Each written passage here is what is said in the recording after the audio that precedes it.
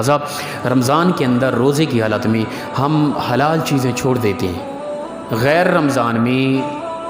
حرام چیزوں کا ارتکاب کر رہے ہوتے ہیں۔ تو پروردگار نے روزہ اس لیے فرض کیا کہ اے میرے بندے تو رمضان کے اندر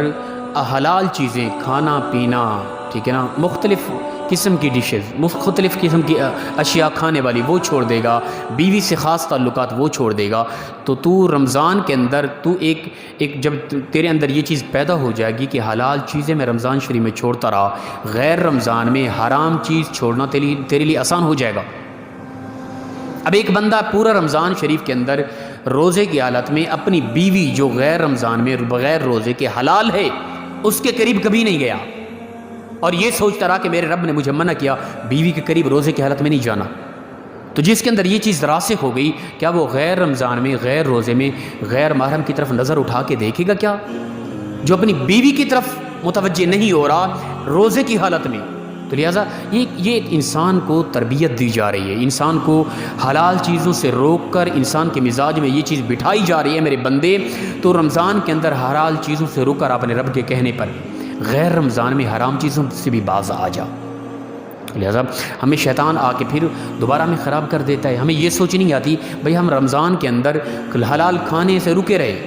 غیر رمضان میں شراب پی رہے ہیں، ہم رمضان کے اندر روزے کی وجہ سے اللہ کے کہنے پر ہم حلال چیز کھانے سے رکے رہے،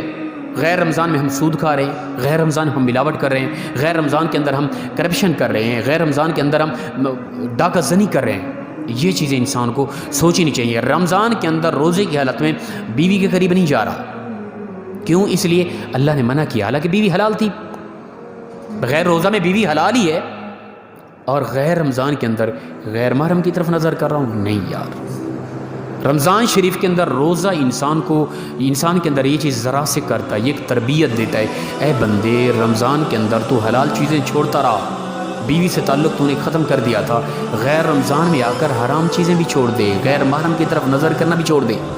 اصل مقصد یہ فرمایا لعلکم تتقون، اس لیے روزے تم پر فرض کیے گئے تاکہ تم پرہیزگار بن جاؤ، متقی بن جاؤ۔ روزے کی حالت میں حلال چھوڑ دیا، غیر روزے میں تمہارے اندر ایسا تقوی پیدا ہونا چاہیے کہ غیر روزے کے اندر تم حرام چیزوں سے بھی باز آ جاؤ، اسی لیے روزہ تم پر فرض کر دیا گیا تاکہ تم متقی اور پرہیزگار بن جاؤ۔ اس کے علاوہ روزے کی حکمتوں میں سے ایک حکمت یہ ہے، پروردگار کھانے پینے سے پاک ہے، وہ نہ کھاتا ہے نہ پیتا ہے، اور انسان اللہ کی قدرتوں کا سب سے بڑا مظہر ہے۔ اللہ تعالیٰ کی قدرت کا جب سب سے بڑا اظہار ہوتا ہے نا، وہ انسان کے ذریعے ہوتا ہے، انسان اشرف المخلوقات ہے۔ پروردگار کھانے پینے سے بالکل پاک ہے۔ اللہ تعالیٰ نے سال میں ایک مہینے کے اندر صبح سے شام تک انسان کو روک دیا ہے، میرے بندے تو میرا شاہکار ہے، تو میرا نائب اور خلیفہ ہے، تو نے اب میرے والا کچھ عمل کرنا ہے، صبح سے شام تک تو نے کچھ نہیں کھانا، اس لیے کہ تو میرا خلیفہ ہے، تو میرا نائب ہے، تو میرا شاہکار ہے، تو اشرف المخلوقات ہے، میں کچھ بھی نہیں کھاتا، کھانے پینے سے پاک ہوں، تو بھی صبح سے شام تک کچھ نہ کھا کر تیرے اندر رب کی صفت پیدا ہو جائے گی، اور تیرے اندر سے تیرے رب کی قدرت کا نظارہ ہوگا۔ روزے کا ایک مقصد یہ بھی ہے، اس وقت ہمارے اندر اللہ کی صفت ہے، ہم اللہ کے اوصاف میں سے ایک صفت کے ساتھ متصف ہے۔ اس وقت رب تعالیٰ کھانے سے پاک، ہم بھی کھانے سے باز آئے ہوئے اس وقت، تو لہٰذا پروردگار نے روزہ اس لیے فرض کیا تاکہ میرے اور بندے کے اندر ایک خاص نسبت پیدا ہو جائے، میں کھانے سے پاک ہوں، میرا بندہ بھی کھانے سے باز آ جاتا ہے، میری صفت ہے کہ میں کھانے پینے سے پاک ہوں، نہیں کھاتا پیتا، میرا بندہ میرا خلیفہ ہے، تو میرے خلیفے کے اندر بھی یہ وصف ہو کہ وہ بھی کبھی کچھ لمحے کے لیے کھانے پینے سے باز آ جائے اور کھانے پینے سے پاک ہو جائے۔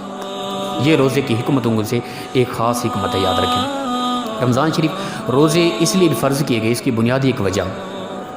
مختصر کرتے ہیں بات۔ حضرت آدم علیہ السلام کی اولاد میں سے تیسرے بادشاہ ملک تیمور الثالث نامی شخص بادشاہ گزرے ہیں، ان کی حکومت کے اندر قحط سالی پیدا ہو گئی تھی، سبزے اگنا ختم ہو گئے تھے، لوگ بھوک اور پیاس کی وجہ سے مرنے لگے، اور جو صاحب استطاعت امیر لوگ تھے نا، شہر کے لوگ، ان لوگوں نے یہ کیا کہ ایک دن کا کھانا خود کھایا، اپنے پاس رکھا، ایک دن کا کھانا قحط زدہ علاقوں کی طرف منتقل کیا۔ جن علاقوں کے اندر قحط تھی، لوگ پریشان تھے، بھوکے تھے، ایک دن خود بھوکے رہے، ایک دن کا کھانا جس دن خود بھوکے رہے ان کی طرف بھیج دیا، ایک دن خود کھایا، یعنی برابری کر دی، ان غریبوں کا احساس کرتے ہوئے ایک دن پورا بھوکے رہے، یعنی روزانہ یہ سلسلہ وہ کرتے رہے۔ پروردگار کو ان کا یہ عمل ایسا پسند آیا کہ میرے بندے جو قحط میں مبتلا تھے ان کی بھوک پیاس کو ختم کرنے کے لیے ان لوگوں نے بھوک کو برداشت کیا، ان کے پاس تھا بھی پھر بھی نہ کھایا، ان کی طرف بھیج دیا،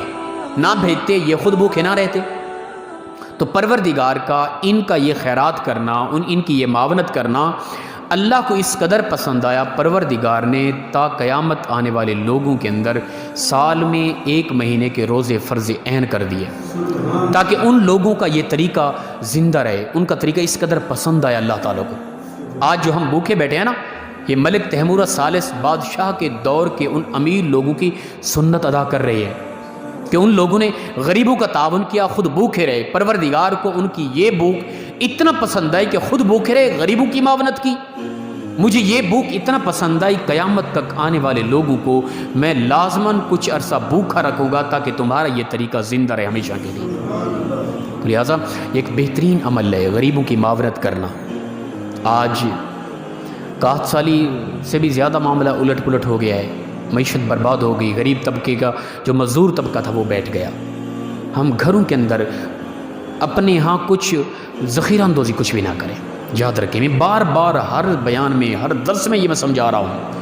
آج اس وقت کرونا وائرس کی وجہ سے غریب طبقہ جو پریشان حال گھر میں بیٹھا ہے، ان کی طرف اگر آج ہم صاحب استطاعت متوجہ نہ ہوئے تو خدا کی قسم ہم سے بڑا کم بخت کائنات کے اندر کوئی نہیں۔ یاد رکھیں، انسانیت اور ایمان اسی چیز کا نام ہے